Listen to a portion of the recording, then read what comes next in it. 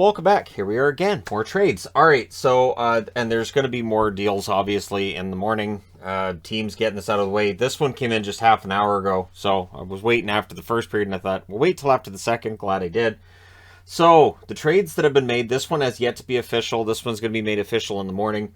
The rights to Jack McBain, who was not signing in Minnesota, so Minnesota wanted to get something back before they lost his signing rights. They've traded him to Arizona, which means Arizona will sign him likely very, very quickly here.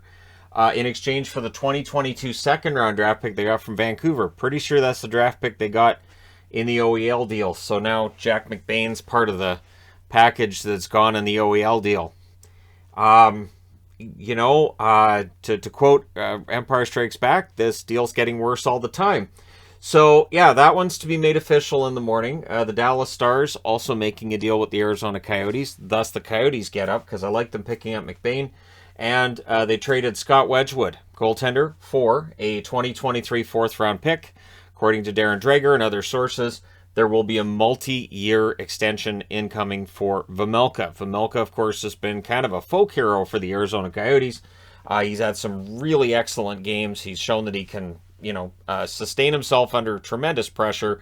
And if you're the Coyotes, well, that's what you're going to expect, at least over the next year or so, is a lot more of those nights. So Vejmelka's fine with sticking around. They're likely going to re-sign him. And so Wedgwood goes to Dallas. Dallas, of course, dealing with Holtby being hurt. Shiel has been their backup. They clearly did not really have a lot of faith in Shiel. And eventually Ottinger needs a night off or he will have a hard time standing up in the net. Based on what he had to put up with today against the Capitals, I'm surprised he didn't just say, you know what, I'm out of here. I don't care. Put Shiel in the net. I'm out. I'm done. But hey, Wedgwood has been good since going to Arizona. And again, this is what the Coyotes have been able to do. They've been able to take assets and turn them into something more. Whether it's somebody they pick up on waivers or whatever it is. And I'm pretty sure Wedgwood they got on waivers from the Devils.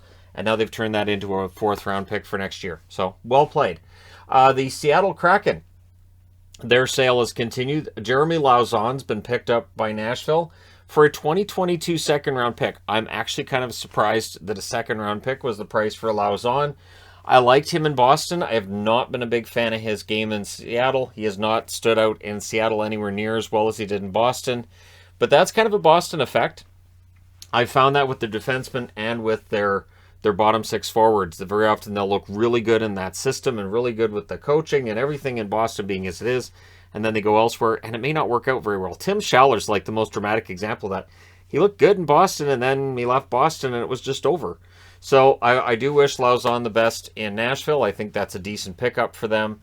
Obviously, third pairing, depth player, and a second-round pick in 2022. I think Nashville's willing to do that because they see themselves as probably looking at the West and seeing some chance there for them to move forward past just a first-round showing, and maybe they can.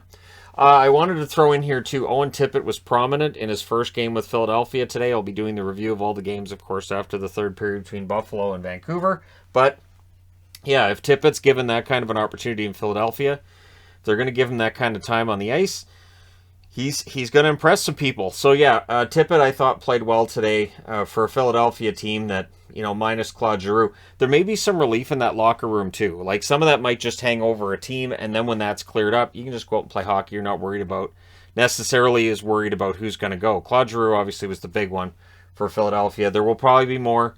There were players that were held out. Players being held out of lineups tonight in general. Although Vancouver didn't set anybody, which is kind of a surprise to me, but they may be running things different. Does not mean they do not sell anybody tomorrow. And the Winnipeg Jets have picked up Mason Appleton. This is the most recent trade. He returns to the Winnipeg Jets for a 2023 fourth-round pick. I loved Appleton in Winnipeg. And again, much like Lauzon, it didn't work that well in Seattle.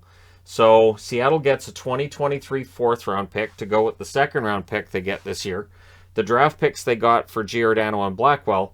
It is a fire sale for Seattle. I think this is what people expected them to do. Coming out of the expansion draft was trade guys out, get draft picks, sign guys and all this. And it's been delayed till the deadline. So I think Seattle's doing all right with their returns. I really like what Arizona did, that they turned Wedgwood into an asset after picking him up on waivers, and they pick up Jack McBain without giving up a draft pick that they couldn't afford to give up. Arizona has a bunch of draft picks, and it feels like they're going to keep picking up draft picks. So we'll see what else they do. Of course, Phil Kessel's name's been out there, so it's possible he moves tomorrow. It's also possible he stays right where he is. Let me know your thoughts in the comment section below. As always, don't forget to hit like and subscribe if you're browsing your way through. You just happened upon this video.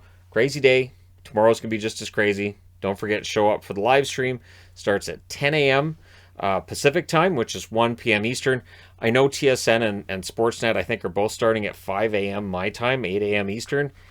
Why? I genuinely, I don't understand the why, because usually the big trades and everything aren't done until later, and it just makes for a lot of, hey, remember the last time we had a trade deadline? Hey, remember that time back in 1993 when there was the stick measurement? Hey, remember 94? Remember Messier's guarantee? Eventually it just turns into a bunch of trivial stuff because they have to fill the time. So, or they just recap all the previous trade deadlines, and here's where we stand. But we'll be on here, and I'm planning on keeping that going until probably about 12:30 Pacific, which is 3:30 Eastern, so hopefully you can tune in. Thank you guys, though, so much for all your support. I will talk to you again soon.